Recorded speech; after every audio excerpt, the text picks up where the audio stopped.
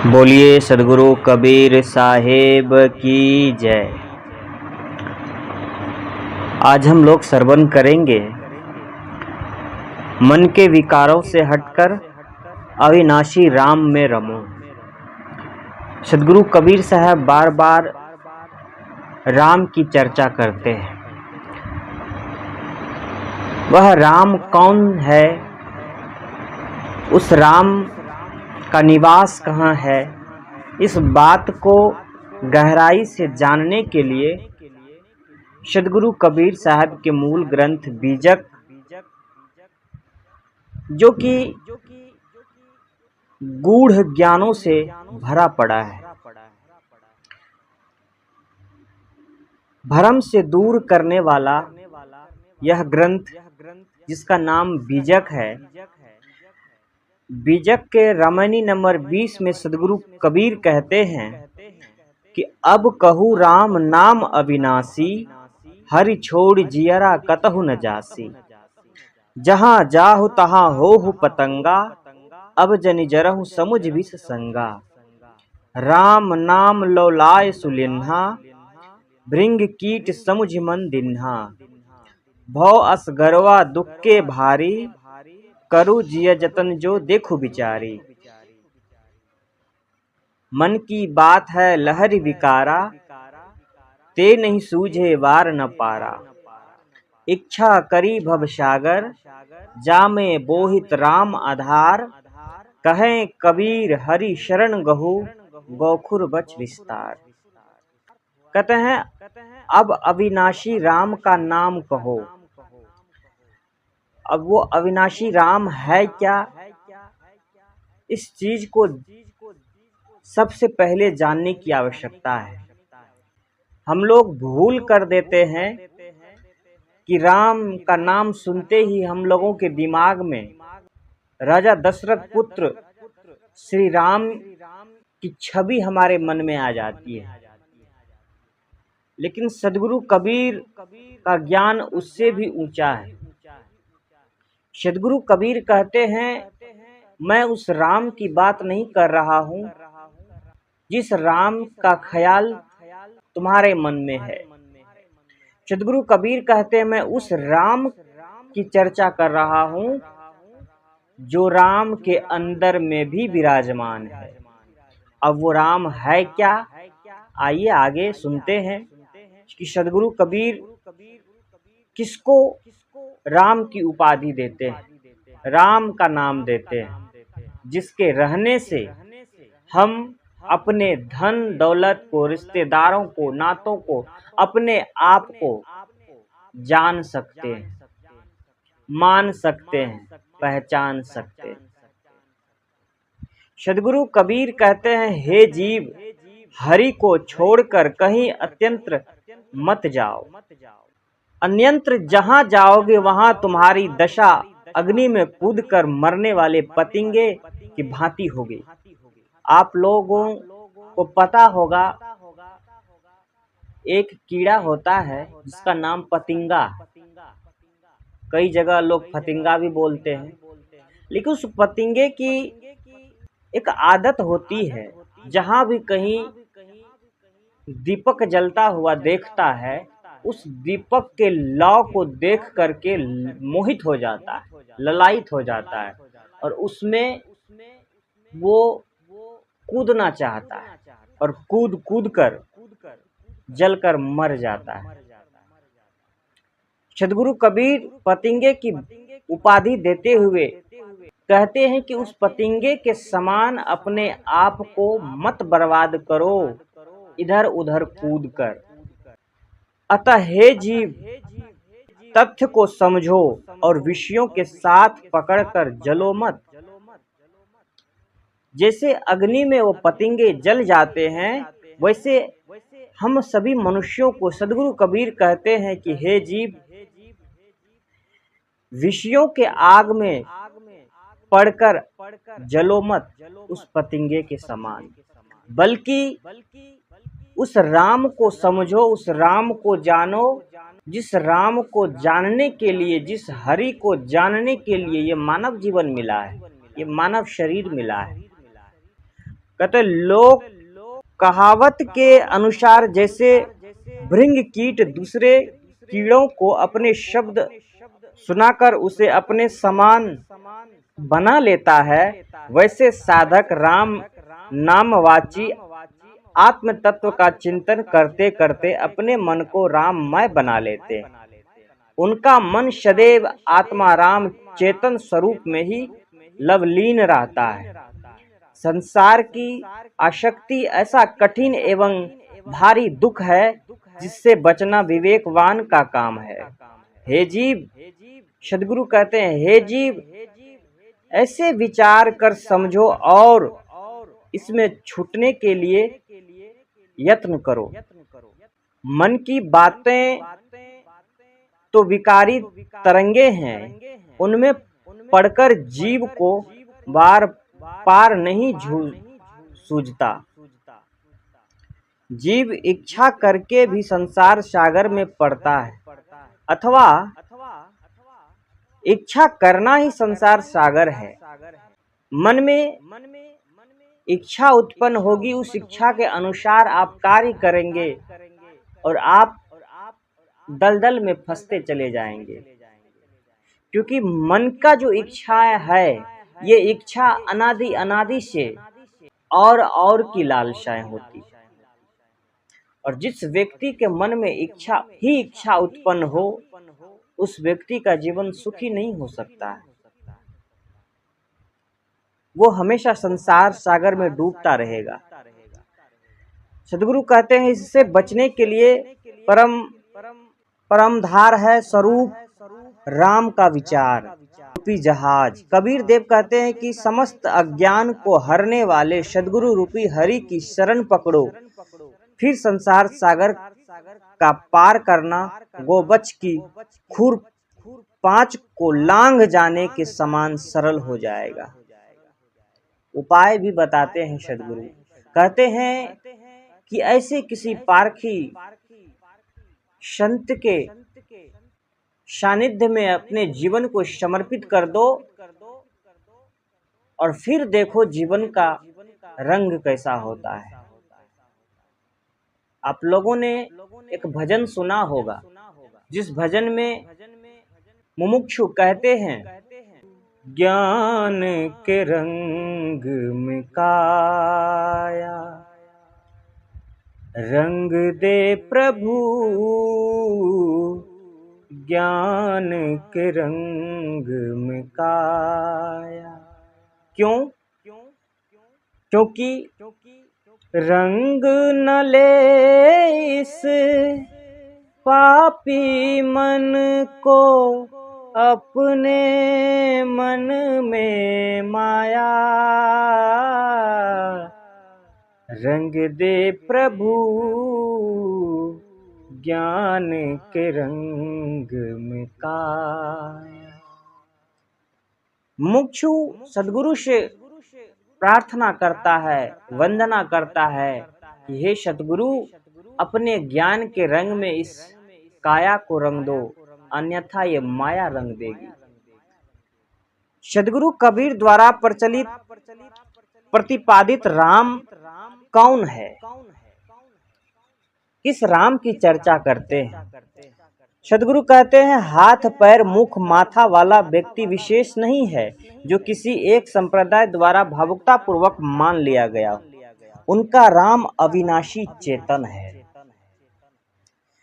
सद्गुरु कबीर का राम कौन सा है? अविनाशी चेतन है, जो सबके हृदय में निवास करता है। आप में, हम में, या जितने भी लोग हैं, सब में निवास करने वाला वह चेतन राम सद्गुरु कबीर का ओरिजिनल राम है। कहते सद्गुरु कबीर बीजक में यत्र तत्र अब कहु राम नाम या राम नाम भजू आदि जन भाषा में कह देते हैं। इसका अर्थ राम नाम रटना मात्र न समझ लेना चाहिए। उन्होंने स्पष्ट कहा है, राम ही राम पुकारते जिब्या परिगोरोस, या राम के कहे जगत गति पावे खांड कहे मुख मीठा। कितनी सरल बात है, लोग समझे तो बहुत आसानी से समझ सकते हैं, लेकिन मालूम नहीं क्यों नहीं समझ पाते। सदगुरु कबीर कहते हैं कि जिस मंदिर में जाकर पूजा करते हो, अर्चना करते हो, इस इरादे से हमें कुछ मिल जाए वहां से, वो सारा पूजा और अर्चना तुम्हारा बेकार है। राम राम रटने से अगर मुक्ति मिल जाए, कृष्ण कृष्ण रटने से अगर मुक्ति मिल जाए, किसी भगवान का नाम लेने लेने से अगर मुक्ति मिल जाए, तो सदगुरु कबीर का मानना है कि चीनी चीनी कहने से मुंह भी मीठा हो सकता है, भोजन भोजन कहने से भूख भी खत्म हो सकता है, पानी पानी रटने से प्यास भी बुझ सकती है। क्या ऐसा हो सकता है?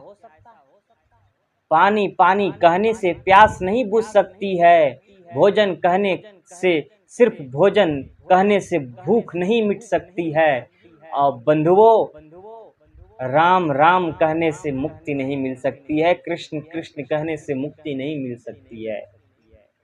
बातों पे गौर करें। सदगुरु कबीर स्पष्ट कहते हैं, राम के कहे जगत गति पावे, खाण कहे मुख मीठा। वे अविनाशी जीव को राम मानते हैं और उस पर विचार करने की राय देते हैं। आत्मचिंतन एवं स्वरूप चिंतन ही राम भजन है। राम भजन क्या है? राम भजन है आत्मचिंतन एवं स्वरूप चिंतन, अपने आप की पहचान ही राम भजन है। हरि छोड़ जियरा कतहु न जासी। वस्तुतः हरि क्या है? जो हमारे दोषों, विकारों एवं अज्ञान को हरण कर दूर कर दे, वही हरि है। ऐसे हरि सदगुरु और संत को छोड़कर कोई नहीं है। हम किसी लोक विशेष में या अदृश्य विधु एवं व्यापक रूप में हरि की केवल कल्पना करते हैं, प्रत्यक्ष या अप्रोक्ष बोध नहीं। काल्पनिक आदर्श से काल्पनिक क्षणिक संतोष भले हो जाए, सकारात्मक बोध एवं कार्य नहीं हो सकता। नाना मतों द्वारा सर्वज्ञ, सर्वत्र सर्वशक्तिमान, हत्ता कर्ता का काल्पनिक आदर्श बहुत दिनों से रखा जा रहा है और उसी के नाम पर सदैव से हत्या, दुराचार एवं सांप्रदायिक क्रूरता का बर्ताव भी किया जा रहा है। सांप्रदायिकता के नाम पर एक दूसरे के प्रति दुश्मनी बना पड़ा है, एक दूसरे के प्रति बैर है, एक दूसरे के प्रति घृणा है। यह सब बेकार है, यह सब निरर्थक है। ऐसा बिल्कुल भी ना करें, परंतु उसके द्वारा इसका कोई समाधान कभी नहीं किया जाता। इसीलिए काल्पनिक आकाशीय उड़ान छोड़कर हमें व्यवहार की धरती पर उतरना चाहिए। अज्ञान और विषयासक्ति से पूर्ण निवृत्त सद्गुरु संत ही हमारे उद्धार के लिए प्रेरक हो सकते हैं। वे ही हरि हैं, उन्हीं की शरण में कल्याण है। अंततः हरि अपना चेतन स्वरूप एवं आत्मदेव है। अपने शुद्ध चेतन स्वरूप के स्मरण एवं स्थिति में ही हमारे विकारों का अंत है। अतएव साधकों के लिए सद्गुरु संत एवं स्वस्वरूप विचार छोड़कर कहीं अन्यंत्र कल्याण का स्थान नहीं है। अगर कल्याण चाहते हो तो किसी पारखी संतों के शरण में अपने जीवन को समर्पित करो और अपने स्वरूप स्थिति को समझने का प्रयास करो, वही कल्याण है। इनसे हटकर अलग जाने का अर्थ है पतंगे के समान विषय वासनाओं की आग में जलना।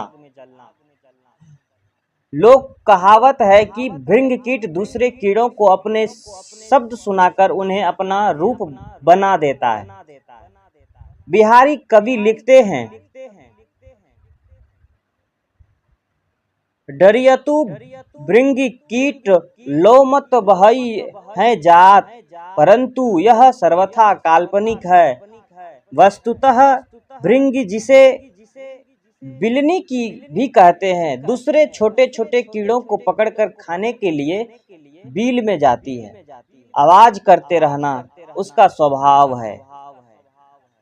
आए दिन बरसात में देखा जाता है बिलों में से आवाज आना। उन्हीं कीड़े की बात कही जा रही है। उसके बिल में उसके बच्चे निकलते देखकर लोग भ्रमवश मान लेते हैं कि वे पकड़े गए कीड़े ही भृंगी बन गए। यहाँ तो उदाहरण के केवल सार यह लेना है कि साधक अपने मन को राम की निज स्वरूप चेतन की भावना देखकर उसे राममय चेतनमय बना देते हैं। अर्थात सच्चे साधक के मन में केवल निज स्वरूप चेतन की स्थिति रहती है। भाव का अप्रभंश भाव है, जिसका अर्थ है जन्म होना, संसार, संस्कृति आदि। सद्गुरु कहते हैं कि भाव का भारी दुख है। भाव एवं संसार का मुख्य दुख है राग। जहाँ का सब कुछ छूटने वाला है, वहाँ राग करना केवल दुखों को निमंत्रित करना है। इसीलिए गुरुदेव कहते हैं, करु जिय जतन जो देखो विचारी। विचार कर देखो और दुखों से छूटने का यत्न करो, साधना करो। यदि मनुष्य इस क्षण भंगुर जीवन में दुखों से रहित रहना चाहता है, तो उसे चाहिए कि वह यत्न पूर्वक सबके मोह का अंत करे। आदमी यत्न पूर्वक विद्या पढ़ता है, धन कमाता है, परिवार वृद्धि करता है, सम्मान पाने का कार्यक्रम करता है, परंतु वह राग से छूटने का प्रयास नहीं करता। इसीलिए संसार की सारी चीजों में देखा जाता है, संपन्न होने पर भी दुखों में डूबा रहता है। वैराग्य और अनासक्ति ही रोग को दूर करने की परम औषधि है। राग होने से ही द्वेष होता है और राग द्वेष में आबद्ध मनुष्य का मन विकारों से भरा होता है। मन की विकारी लहरों में आत्मदर्शन होना असंभव है। मन की बात है लहरी विकारा, ते नहीं सूझे वार न पारा। मन की विकारी लहरों का शांत हो जाना ही भव की शांति एवं संसार से पार हो जाना है। इच्छा करी भवसागर जामे बोहित राम आधार। संसारिक इच्छाएं भवसागर हैं और राम का आधार लेना ही बोहित है। बोहित कहते हैं जहाज को। राम अपना चेतन स्वरूप है। अपने आप से पृथक कोई ऐसा राम नहीं जिसका आधार पकड़ा जा सके। स्वस्वरूपानुसार ही राम का आधार पकड़ना है। प्रथम गुरु संत ही हरि है और अंततः अपना आत्म स्वरूप हरि है। साधक को गुरु की शरण में, संतों की शरण में जाना चाहिए और अंततः उसे अपनी ही शरण में जाना है। जो साधक वैराग्यवान संत सद्गुरुओं की शरण में रहकर अपने स्वरूप में स्थिति हो जाता है, उसके लिए संसार सागर को पार करना गौ के बछड़े की खूर चाप को लांघ जाने की समान सरल है।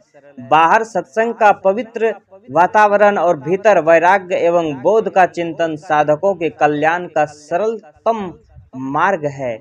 इस मार्ग पर कठिनाई तो बहुत है, लेकिन यह मार्ग पर चलने के बाद आपको कल्याण अवश्य मिलेगा। किसी संत महापुरुषों के शरण में जाकर अपने जीवन को समर्पित करें और अपने जीवन को कल्याण करें। इन्हीं चंद विचारों के साथ मैं अपनी वाणी को विराम लेता हूँ। बोलिए सद्गुरु कबीर साहेब की जय।